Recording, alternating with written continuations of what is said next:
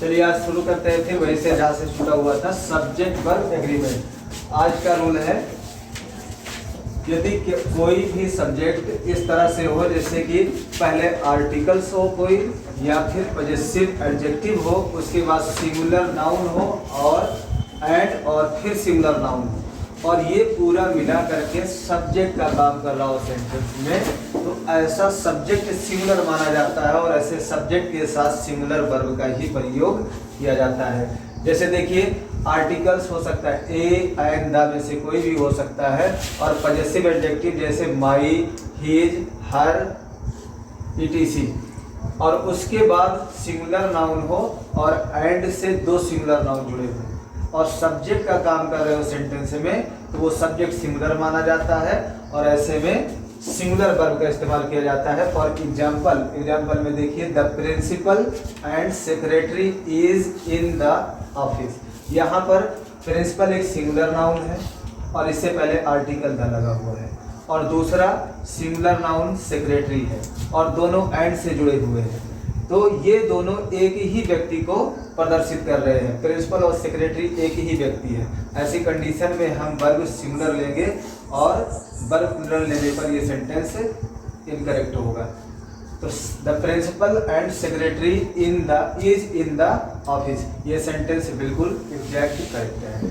ठीक इसी तरह से पजेसिव एडजेक्टिव माई है और uncle and guardian has come to see me. यहाँ पर सिंगुलर नाउन से पहले पजेसिव एडजेक्टिव माई है और दूसरा सिंगुलर नाउन गार्जियन है, और ये दोनों सिंगुलर नाउन एंड से जुड़े हैं और एक के पहले माई है। अब ये दोनों मिल करके केवल एक ही व्यक्ति को प्रदर्शित कर रहे हैं। अंकल और गार्जियन दोनों एक ही व्यक्ति के लिए इस्तेमाल हुआ है। इस कंडीशन में हम सिंगुलर वर्ब हैज का इस्तेमाल किए हैं, तो ये सेंटेंस भी करेक्ट हुआ।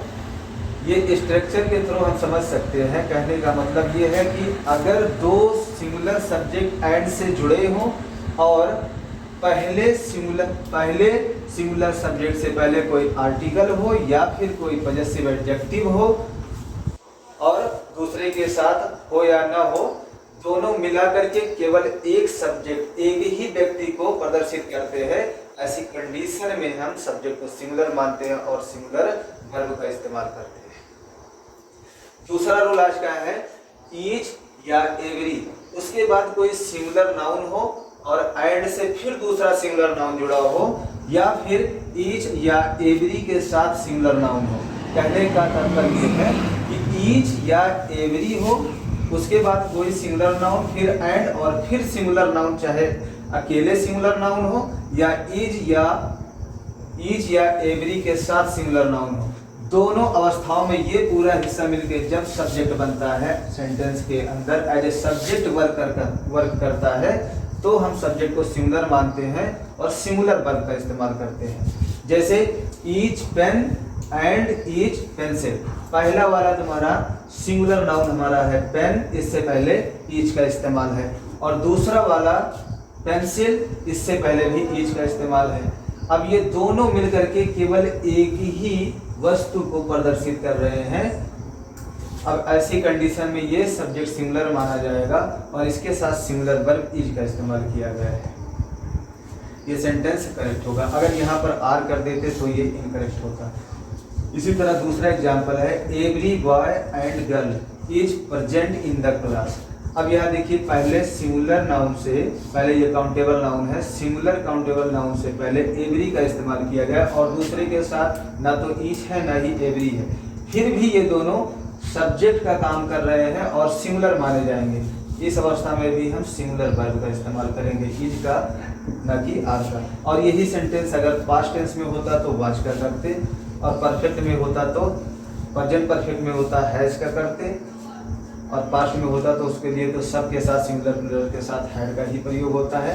यहाँ आज हमने अभी दो रूल देखा। पहला रूल ये है कि अगर किसी सेंटेंस का सब्जेक्ट दो सिंगुलर नाउन हो और दोनों एंड से जुड़े हो, और पहले वाले सिंगुलर नाउन से पहले आर्टिकल लिखा हो या कोई पजेसिव एडजेक्टिव हो, तो दोनों मिल करके केवल एक ही सब्जेक्ट को प्रदर्शित करते हैं, जिसे हम केवल सिंगुलर सब्जेक्ट का इस्तेमाल कर सकते हैं सेंटेंस में। अगर प्लूरल सब्जेक्ट प्लूरल वर्ब का इस्तेमाल करेंगे तो सेंटेंस गलत होगा।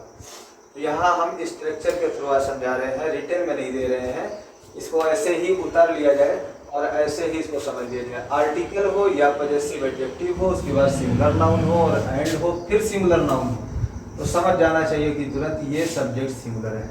और इस सेंटेंस में इस तरह का जो भी सेंटेंस बनेगा जिसमें आर्टिकल, पजेसिव एडजेक्टिव, उसके बाद सिंगुलर नाउन या फिर एंड के बाद केवल सिंगुलर नाउन हो, वहाँ पर हम केवल सिंगुलर वर्ब का इस्तेमाल कर सकते हैं।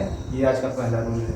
और दूसरा रूल है ईच हो या एवरी हो, दोनों में से कोई हो, उसके बाद सिंगुलर नाउन हो और एंड हो, फिर सिंगुलर नाउन हो, या फिर ईच एवरी के साथ में सिंगुलर नाउन हो, तो भी सब्जेक्ट अगर बना हुआ है सेंटेंस का तो सिंगुलर वर्ब का ही इस्तेमाल किया जाएगा।